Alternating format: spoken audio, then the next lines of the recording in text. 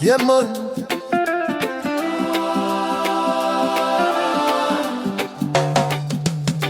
Siyo hadithi, ni kizazi kipya kinazaliwa. Mwana wa sita namka, anafunza taifa kujiona. Yovo sosiu, haki dhidi ya ujinga.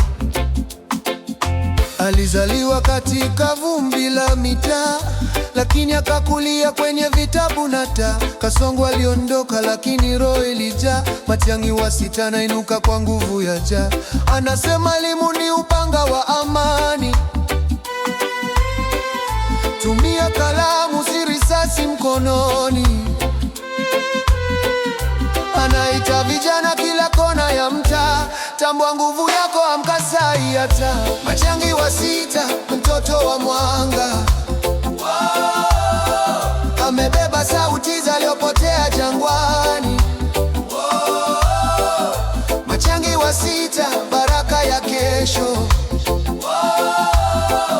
Anasafisha roho kwa kalamu na wimbo. Yeah, yeah. Matiang'i wa sita, mwalimu wa imani.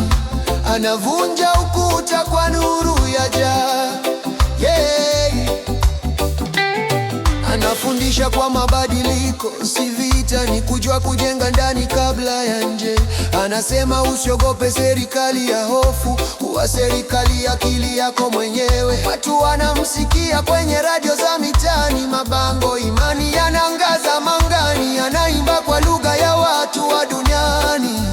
Jah anatawala kwa hekima na amani.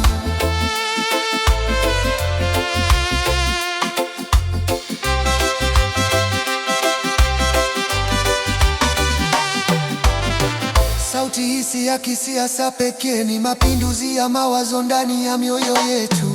Matiang'i wa sita nasema ukombozi wa kizazi unahitaji kalamu, si kisu. Anainua vichwa vilivyopoteza imani.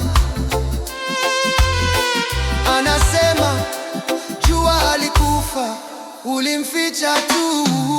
Matiang'i wa sita amenyosha mwanga, amewasha taa za imani.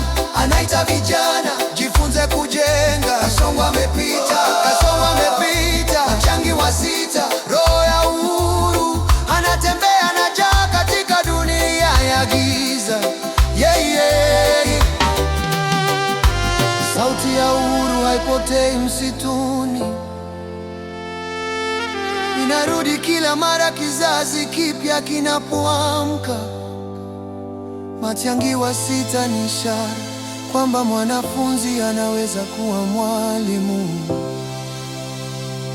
Yo versus you, amka kama Matiang'i wa sita.